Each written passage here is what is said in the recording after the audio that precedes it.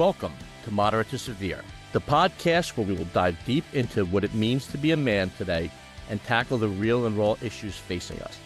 We've created a safe space for setting aside the bravado, peeling back the armor, and talking about what's really going on inside. Mental health is no longer just a buzzword. It's real life and something that I, just like many of you, suffer through daily. I'm Jonathan Scott, and I want to focus on the value of vulnerability through personal stories, expert insights, and practical tools to help you take care of your mental well-being and redefine what strength really is. We'll dive into the everyday battles we face, from handling stress, overcoming self-doubt, and figuring out how to ask for help and accept it. Each week, I'll be sharing my own experiences, along with stories from other men, mental health experts, and everyday people who have seen or been through it all. So if you're here to listen, to learn, or just feel less alone, you're in the right place. So get comfortable and let's break the silence together. Good morning and welcome to Moderate to Severe. I am your host, Jonathan Scott. We are in the first Tuesday of December, so I want to welcome everybody back. A couple things that I want to talk about in the beginning of each episode. I want to talk about how I need to be a little bit better. And now I need to be a little bit better is for November. I was so excited to get the podcast out there that I forgot to talk about the Movember Foundation. Okay, and the Movember Foundation brings attention to men's health issues like testicular cancer, prostate cancer, men's mental health, illness, and suicide prevention. That is something that I should have touched off on right away. And the reason for that is that when I started this podcast, I started it as a way for men to discuss and have an open forum on mental health. Now, in order for me to do that, I should be mentioning important months like November, which is known for Movember. The Mo is for mustache, for the mustache you grow for participation, but I did not do that. So that's my fault. Another reason is because one of my close friends was actually diagnosed with testicular cancer and had his testy removed quite a number of years back. So it hits kind of close to home for myself, my family, and of course my friend that had this happen to. We always did at my school kind of the Movember, grow your beard, grow your facial hair. My problem is that I cannot grow a beard, nor can I grow any facial hair. And when I do, it comes out splotchy and splatty, and my kids and wife and everybody wonder what the hell I'm doing. So I was never able really to take part in that, but I kind of always have donated to the cause and things of that nature. One of the reasons why I bring this up is recently I was on the podcast called the Vitor Vincente podcast. Vitor is from Ireland and he does a podcast, and we did a half-an-hour special on my podcast and the discussion of men's mental health here in America and my journey. And one of the big things that he kind of titled it was the fact that what I had talked about last week with that your kids do know what's going on. It's kind of along the same lines that my parents got divorced when I was 18. And they said, we waited till you were 18 to get divorced so that it wouldn't affect your childhood. Well, surprise, I knew when I was 10 or 11, they probably should not have been together. So that wasn't really a big shock to me. And it's one of those things that I knew, my sister knew and everybody else knew. But, for some reason, they waited until we were 18 to kind of make it, I guess, official. With that being said, just to review, your kids know what's going on. The older they get, the more they can see the change in behavior and attitude, things of that nature. So make sure you're just cognizant of that and aware of those situations. Another question that I had was, it was weird. I went to one of my closest friends forever, daughter's quinceañera this weekend. I hope I said that right again. And I was sitting there with another guy who I've grown up with probably since I was 5 or 6. And we were talking. And I didn't know he was a big podcast guy, but I knew he had been listening. And one of the things he said is that, you should have kept going with your sister interview. I could have heard more. I liked it. It was really intriguing. And, my sister will be on again. She was a great guest and I love her to death. And there was a lot we talked about. And there's a lot more we can talk about. My whole thing coming into this is the fact that I didn't want it to be too long or too short. I went with the idea that when the content was enough and filling, that I would end the show and get ready for the next episode. I don't want anybody to turn off because they're bored or what I'm saying does not have any importance. I also don't like awkward silence. So for me, awkward silence um, or awkward conversation is just useless. One of the things with a lot of the stuff, especially like the ADHD and things of that nature, is I do not do well with small talk. I never have. I'm not a big small talk guy. I don't know what to talk about. I don't want to talk about the weather. I know what the weather's like. You know what the weather's like. We're both standing in it. So for me, that is, just a point, a moot point. Don't want to talk about it. Another question I got is about my diagnosis. And a lot of times the health professionals, especially in psychiatric health, will talk about they're not really concerned about the diagnosis, okay? But they are more focused on treating the symptoms. And that's what I'm really going to focus on today when I talk to you before we bring our guest in. I was diagnosed with bipolar 2 a while ago, and a lot of people did not agree with that. The difference between bipolar 1 and bipolar 2 is the length and the severity of the hypomanic episodes. I really don't have hypomanic episodes. I don't get to that extreme high where I do a lot of things that are risk-taking behaviors or things of that nature. I do have a lot of impulsivity, though, and that's where I do see a lot of my issues come from. I think the ADHD leads with the impulsivity, and a lot of the behaviors, and I'll explain them right now, kind of paint a better picture of me. As a child, I know they did, and Shannon said that last week, and as an adult, first of all, is my hyperactivity. I do get very hyperactive at times, especially in the morning, and my wife will be like, or the kids will be like, wow, somebody's ready to go today. It's just me. I'm ready to go. I am fired up. I have a lot of energy. Nothing off the hook, but I may dance and may sing in the morning and do things of that. I'm 100% fidgety. I'm constantly shaking my leg, moving my arms, bouncing my leg up and down. I know one of the things I do when I used to do it when I laid down was I would rub my feet together until I fell asleep, and that stopped after I got yelled at for about the 1,000th time. Impulsivity is a huge one. I'm going to give you a little story, so stay tuned for that. That's a good story, but I'm definitely impulsive. The irritability, I do get it at times.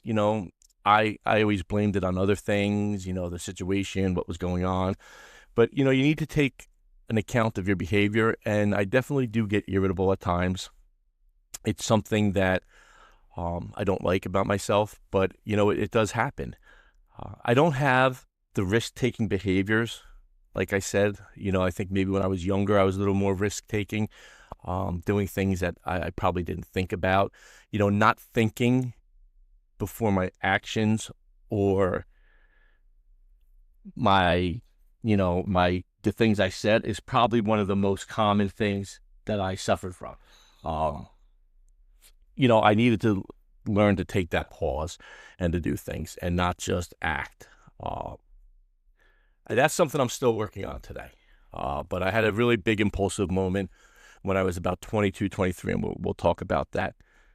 The cognitive and all this stuff is coming from the Mayo Clinic. I do research before I go on here and talk. It's not like I just come up here and talk and BS and try to get my way through. If I'm giving you facts and statistics, they are true. I didn't make them up. Like I said, I'm not an expert on everything. I'm an expert on me.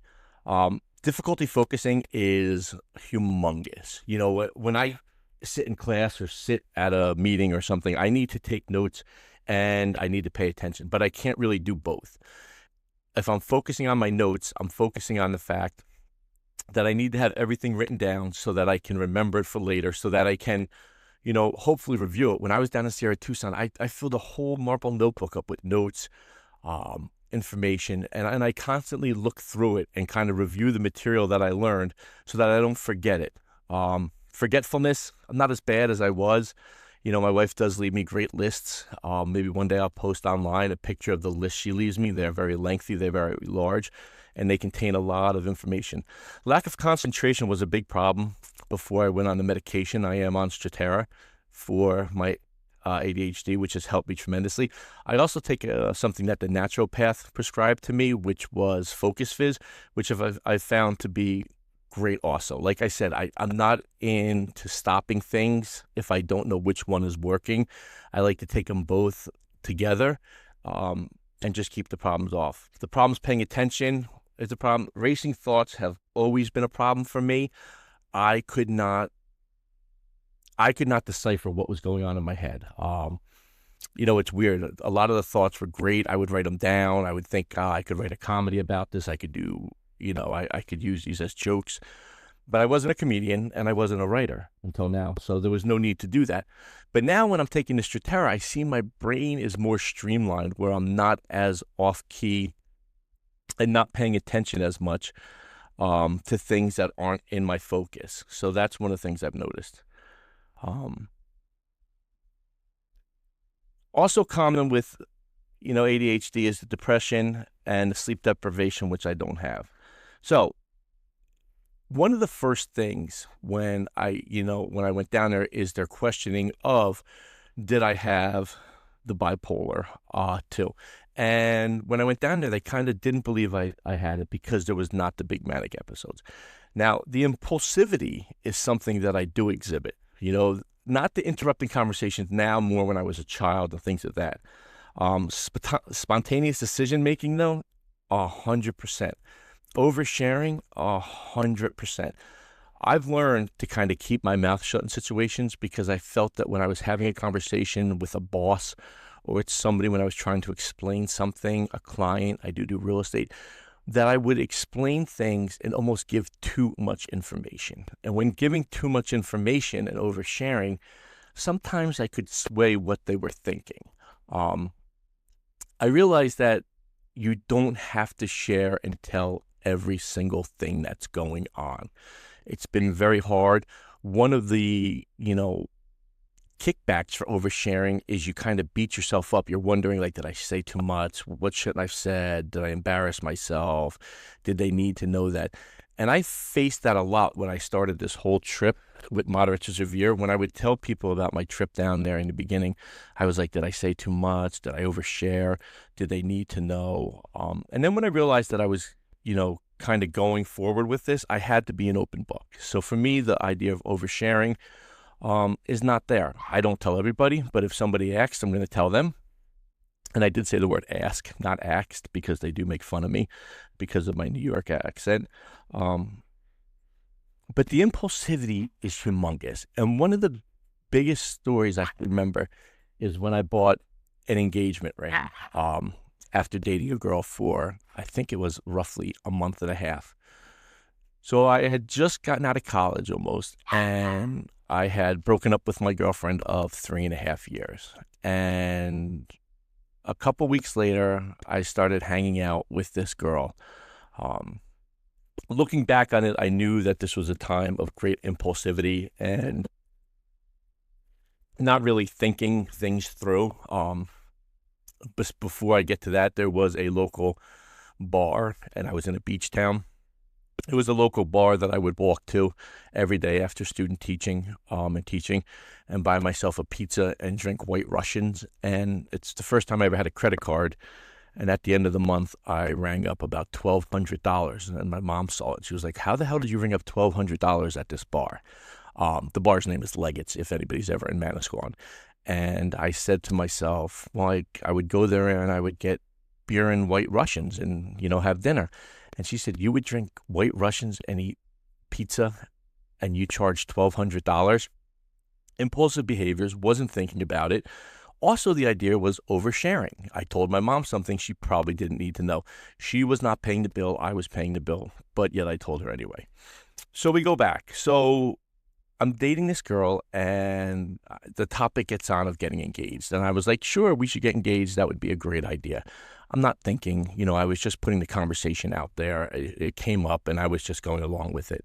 One of the other things you have to know about me is I hate conflict. I do not like conflict. I don't like when things aren't smooth. I like the water to be glass.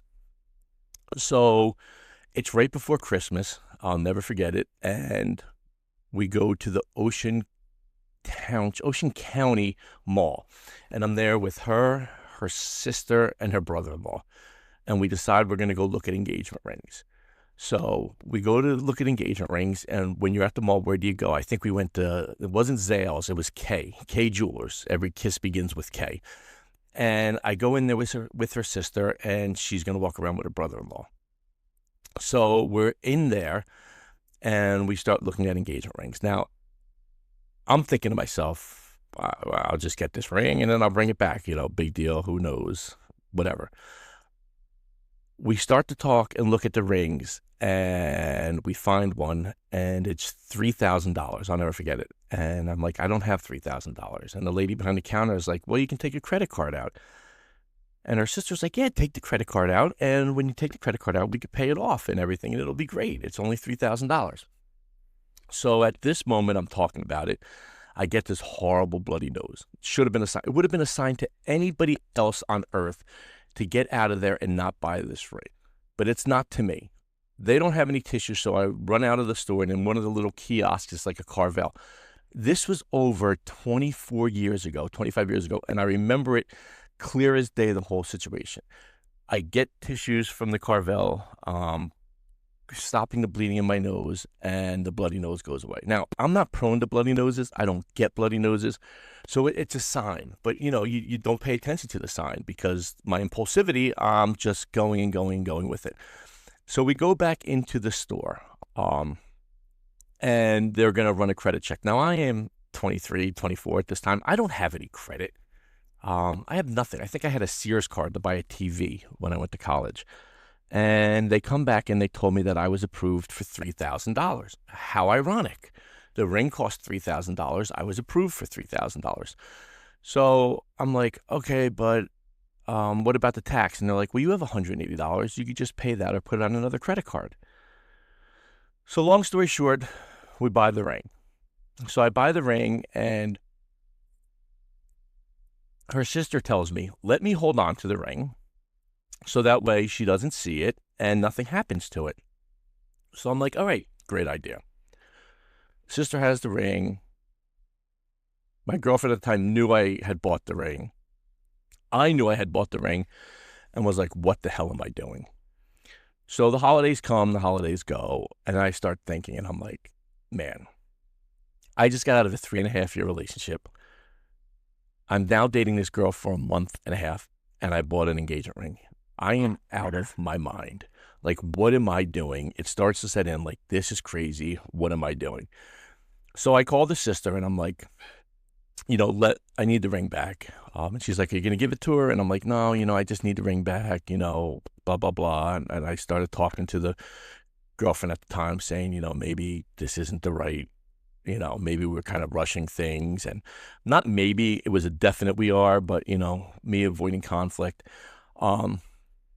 Long story short, it pretty much comes out that, listen, I made a mistake and I'm not getting married. So I don't get the ring back. The sister finally gives me the ring back, I think like a month later. So she puts it in my mailbox. I take the ring. I go back. I'm like, I'm getting this off. I'm getting rid of this ring. Blah, blah, blah, blah. I go to bring it back to the K Jewelers, and they tell me that it's like day 32, and it was only a 30-day return policy. So I'm losing my mind now in the middle of K Jewelers in the Ocean County Mall, and I'm like, what do you mean it's only 30 days? And they're like, yeah, you only had 30 days to return it. It's been 30 days. And I'm like, it's 2 days. It's the holiday season. They wouldn't budge. So they offered me two options. Number one, keep the ring, which I don't know what I was ever going to do with it.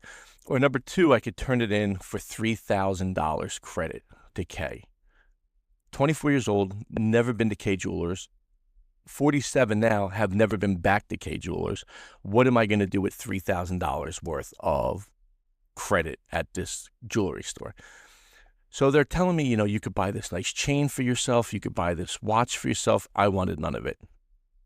So I take the ring and I leave with it. I now have this engagement ring. A couple months later, I start dating my wife at the time, and she knows I have it. So let's fast forward to when we start talking, a year and a half down the line about getting engaged. I go to the New York City to the Diamond District. It's $3,000. It's been about 2 years, 3 years, 2.5 years. So I'm thinking maybe I'll get more. The most I got offered for it was $1,000. It was heartbreaking. This ring weighed on me for about 2.5 years till I finally found a jeweler who took it on consignment and would give me back whatever he sold it for, minus like 25%.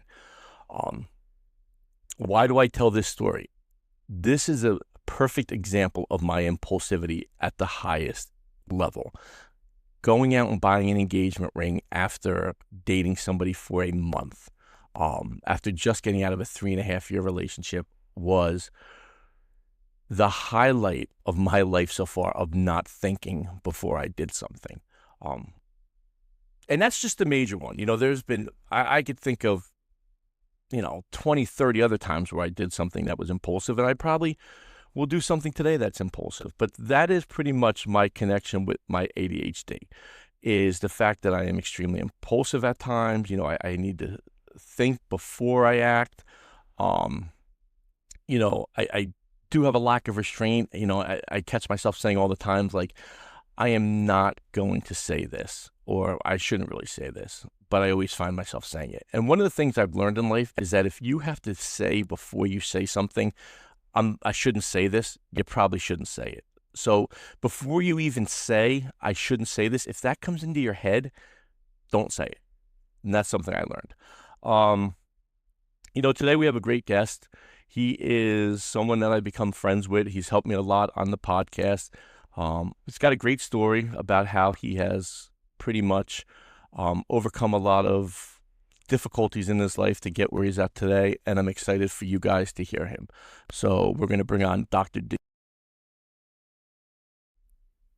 Folks, I want to introduce our next guest. The next guest is been someone who's really helped me through this beginning of this podcast. We met online, and for about the last 2 weeks, any questions that I've had, he's been there for me, checking in on me, making sure I'm learning the ropes. But, that's not the reason why we have him on here today.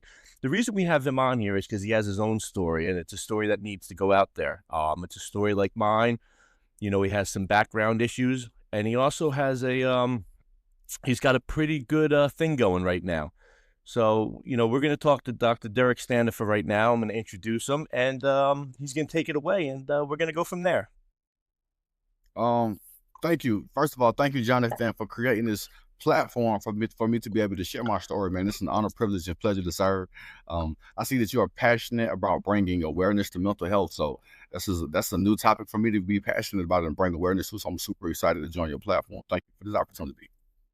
Absolutely. Now, we're going to start a little different here. Dr. D, I call him Dr. D. It's easier, and we can get moving faster. One of the things I just want to talk about is I want to talk about not the past first.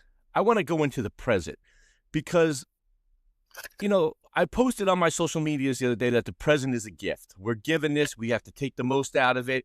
And, I don't like to look into the future too much, and I don't like to look into the past. But today we're going to definitely talk about both of those. But just right now in the present, what is definitely going on in your life right now? What do you have going on? I know what you have going on because I follow you on social media. But for my listeners who don't, what's going on in the life of Dr. D? What are you up to? Man, I'm so grateful, man. Thank you for asking that question. Doors have been opening. So currently, full time I'm an educator. I proudly serve as an educator at Hateville Charter High School, and it's an honor to serve young people. I see myself in them all the time, and I like to think that representation matters. That they get to see a doctor in the classroom. That's me giving back to my community in the same way that people invested in me. And my passion, I proudly serve as a keynote speaker, and I host trainings and workshops around my concept, life is like a Rubik's Cube. So I teach people how to solve the twists and turns of life using the twists and turns of the Rubik's Cube. And we're just simplifying life. Most people think that it takes a genius to solve Rubik's Cubes and this all these algorithms. And I like to think that it does take a genius to solve a Rubik's Cube, but we can simplify it to make it matching colors. So I like to teach people how to match the colors as opposed to learning the algorithms of solving life. So now we're talking about that. Now, how did you come up with the Rubik's Cube idea? Let's go there. Okay, so the Rubik's Cube It stemmed from I joined Toastmasters when I was in high school, when I was in graduate school. So I need to become a better speaker. I have this lisp, I have this thick Southern accent. So I wanted to practice becoming a better speaker. So I joined Toastmasters. And one of the prompts was to write a motivational speech in a unique way. So I was like, hey, I know how to solve a Rubik's Cube. Let me merge it into a speech. And at the time, I had overcome these challenges that I wanted to put into a story, and I wanted to share my test, and how I turned it into a testimony. So I wanted to share it. So I put it into these 5 steps program of believing in yourself and knowing your why and immersing yourself in positive environments. And then it started to apply to my life. You know, one I started to accomplish things that I never thought was possible. You know, I first one in my family to go to college, and first one in my family to graduate from high school. Then I got a bachelor's degree and a master's. Then I earned a PhD. Um, and now the concept around life is like a Rubik's Cube stems from being a full-time single father of 2 academically gifted children while pursuing a PhD. That was the most recent accomplishment that I wanted to share kind of that mission around. So I juxtapose going, through a nasty divorce that led me to a full-time single parenthood, losing both of my parents to cancer, and how I was able to take that pain and turn it into power. And then I developed this concept called life. It's like a Rubik's Cube to show other people how to overcome their trials and tribulations. Right. And I watched the video and I saw it, and I've solved the Rubik's Cube, but they're only the ones that have the 3 sides, and yours wasn't a 3-sided Rubik's Cube. But you talked about the first 3, the believe in yourself, the know your why, the submerge yourself in a positive environment. What's the last 2 of the 5 steps? So the last 2, the 4th step is to take it to the next level. That's to keep getting better. Step number 5 is to keep your commitment to your commitments. That's to push through that pain and that power. And then there's actually a 6th step. The bonus step is to not take the stickers off. That is to avoid the shortcuts in life. Yes, sir. Yes, sir. Yeah, I've seen the shortcuts in life, and I think we've all have taken those. But let's go back. Now, you did get your PhD from FAMU, okay? But Correct. what's the story? But there's a story there though with the FAMU. You went Oh, twice. oh man, I went twice. So in 2009, I graduated from high school, and I had all these accolades. I was SGA president, homecoming king, most likely to succeed, all these accolades. But I made a major, major mistake that I would never wish upon anybody. So I had a full-ride scholarship to go to Howard University in Washington, D.C. I missed the deadline, forgot to turn my paperwork in, with some advice from some trusted individuals. So my counselor was a diehard rattler, diehard FAMU. She said, Derrick, you need to go to FAMU with something in the water down there. And at the time, it didn't make sense because FAMU didn't offer me any money. They didn't offer me any scholarships. I had to go down I went down to FAMU on loans.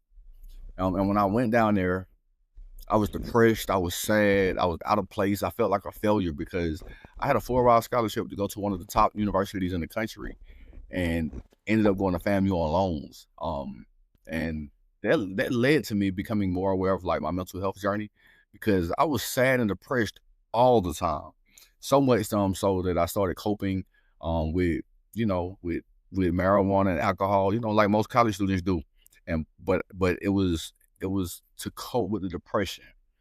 And so I ended up flunking out of school. I transferred to Georgia State, and I was at Georgia State. I got a lowest GPA in Georgia State history. I currently literally got a 0.0 GPA. I didn't get a single GPA point during my tenure there. And I was waiting tables, and this guy, he's a popular rapper. Y'all may know him, Kanye West. He said this Okay. brother graduated at the top of our class, and I went to Cheesecake, and he was waiting tables there.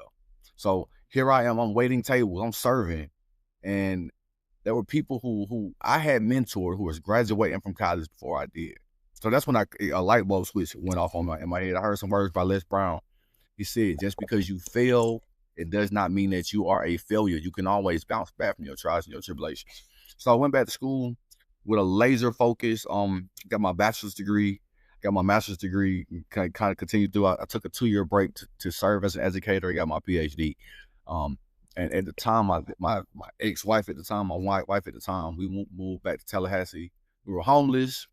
My first daughter, we found out that we were pregnant with her 28 weeks. That was our first time knowing that we were about to have a baby. And she was born 6 weeks early due to preeclampsia. So it was just a whirl of oh we. That was just a roller coaster of emotions, a roller coaster of feelings and doings and happenings. You know, listening to your story, it kind of reminds me of a movie. I don't know if you've seen it or not. It's called The Pursuit of Happiness with Chris Darwin. You have to watch it. It's just, when you told me, when you just said that you were homeless, you came back, you have your PhD, you think in your head, you visualize, now you got this and this daughter coming and everything. And what are you going to do? How did the mental health, was that more situational, the mental health issues, the depression, just because of the situation at school? And what did you do to kind of focus on that and cope with that? How did you battle that? I think it was situational in the sense of just feeling like a failure. Like I made so many bad decisions to get me in this place, and then it was comparison. So analyzing my bad decisions to get me into the situation, but also comparing myself to my friends who had started their careers and were doing successful in their jobs and their careers, and here I am flunking out, waiting tables. I was in a low moment, and I coped the wrong way. Most people don't know the proper coping strategies. So I started coping with marijuana, alcohol.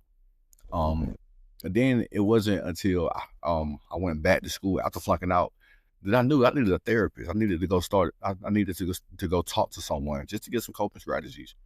And then first, it was a barrier within myself. Most times when men go to therapy, it's always the assumption that you have to be crazy or, something dramatic going on. So I told myself, I need this help for my kids. I need this help for myself. I want to be a better father, a better person, a better man. So if I can go get some professional help and get some coping strategies and talk to somebody who is unbiased, who can help me navigate the twists and turns of life, then it would do some justice in my life. And that's what happened. So I started going to therapy. And I've had several stints with going to therapy. I haven't been lucky enough yet to find a therapist that I can just rock with. I can't wait to find one that I can just rock with, and this is my person that I talk to. So that's one of my goals on my mental health journey now. I definitely feel you on that. I've had the same situation. I had a therapist who for 15 years, and she was maybe not 15, maybe 12, but it doesn't matter. She was phenomenal. And it was one of those things where she kind of came to me, towards the end, and she said, "I think you're ready to move on." And I said, "I'm not, I don't want to move on. I'm not, I don't want to meet somebody else. I'm comfortable here." And I think that was all due to the fact, as you had mentioned, is, men do not like talking. So for me, I had told her my story. I had given her my story. And I didn't want to go out and find someone else and have to give that story again. I wasn't open to it. And it doesn't sound, and I think that's one of the barriers, as you had mentioned, that a lot of men and women, because we do have a lot of women who listen to the show also, is the fact that why am I going to tell my story? Why? Mm-hmm. But I think, from listening to you, that you'd be okay telling your story again to somebody if you could find that right person. Yeah. So I do understand the importance of having somebody that you can confide into. And a lot of times we like to just confide into our friends. And it's great to have friends that will listen to us. But I think the dynamic with a therapist is that you don't have to you can be selfish with a therapist. You can just talk about your problems and solely focus on you. They're here to help you. And I think it's very important, especially when you're battling a lot of traumatic experiences. So for so long I thought my emotional meter was broken. I didn't realize that I dealt with trauma. I think it's inhumane punishment to lose your mother at 26 years old. My mom died from ovarian cancer a week before my 26th birthday. Yes, you don't know how to cope with losing your mom at a young age. The man that raised me, that I refer to as my dad, he died when I was getting my PhD program. I never cried so hard. I never felt so much pain because I never would have had a chance if it wasn't for my dad. He wasn't my biological father. But when I think about my brothers, when I think about the people that I grew up with, my brothers are doing good. They're doing okay, right? But I think they would be doing a lot better if they had somebody to awaken the possibilities in them. I had Coach Hill to awaken the possibilities in me. He believed in me harder than I believed in me. And that was the difference that led me on the trajectory that I'm on today. And I wish so many other people had the opportunity to have people in their lives who believe in them harder than they believe in them. Yeah, I think you hit it on the head. I think that's one of the reasons why I started this podcast, just for those out there. Um, it kind of came from the fact that when I did go away for a month, Dr. D, we did classes and everything was scheduled, and it was a very protective environment. But it was those times outside when it was just the guys and the gals talking, like you and I are sitting here having this little session right here talking, that really kind of opened me up and said to myself, you know what, like I have a story. And, my wife, God bless her, although she's, protected me for 20 years, I have to tell this story. This is my story to tell. And I think by you telling your story and others telling and people hearing this, kind of cracking that stigma and the value and vulnerability, I think you see the success you're having, and there's not, I mean, the work is there. You have to put the work in, but I think, what Mm-hmm. you're seeing in return. I mean, you mentioned it earlier. You have two gifted children. You're raising them alone as a single father. You're a keynote speaker.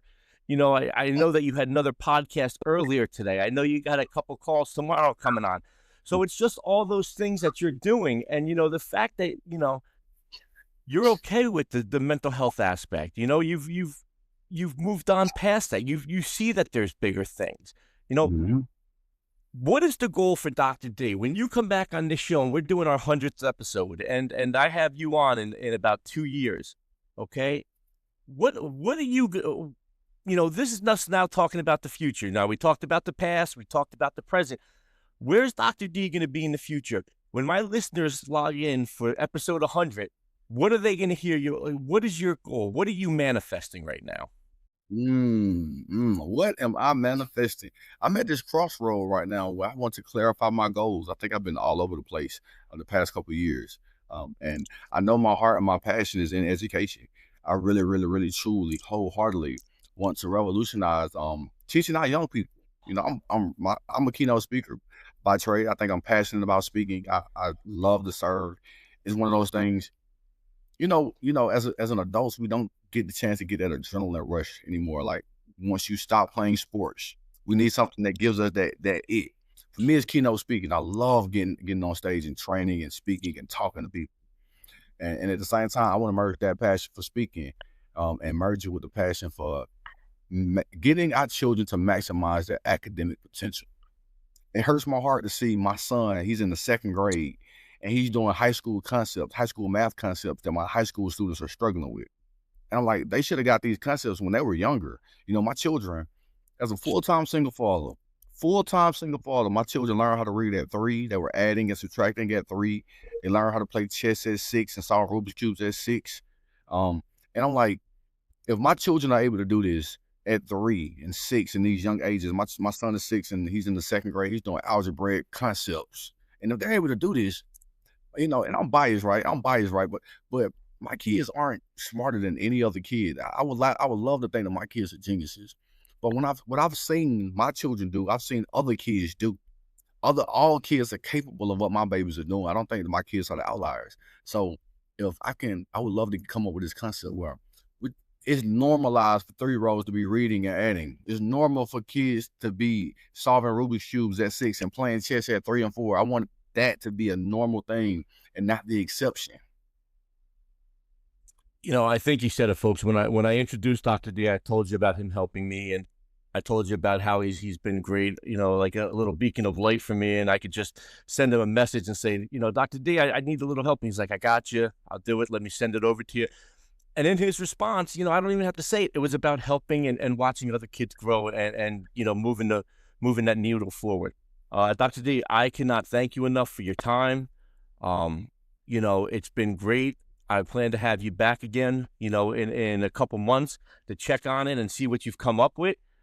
Anything to say to the audience before we leave? I think you are doing a great job of leading by example. One thing that I wholeheartedly believe, that everybody has a gift. Everybody has a talent, a skill set, and it is our duty, our rent, to God is to serve using your gifts and your skill sets and your talents. So the fact that you started this podcast because you are aware of the need for mental health issues, especially amongst men. These are taboo issues that we don't talk about. So my last words to the listeners: when you have a passion, when you have a goal, press play on it. Don't wait. Don't wait for the perfect time. The doors will start opening. Jonathan started this podcast, and now doors are just opening. And at first, it may seem like an overload, but pretty soon you're going to get into the groove of things. You're going to know how to connect dots, and then you're going to find people who can open up other doors. And it's crazy how sometimes strangers come into your life to help push forward your agenda before before your friends do. Jonathan and I, we hadn't met before last week, and now, from our intake session to now, I'm more connected to Jonathan. I appreciate his story, and I appreciate him for creating a platform for me to share my story. So press play on your passions and your missions in this thing called life. Dr. D, I appreciate you. I appreciate your time, and good luck on that speech this coming week. Thank you, good sir. Y'all be safe and have a good one. Thank you. And that wraps up another episode of Moderate to Severe. Remember, it is okay to not be okay. Mental health is a journey, and every step counts, no matter how small. I hope today's discussion resonated with you and reminded you that you are not alone in this journey. Please do not use this advice medically, as this is just my story and my tales. If you need help, please seek it out from a medical professional, go to a hospital, or call 988, the suicide hotline. If you found this episode valuable, please share it with your friends or family.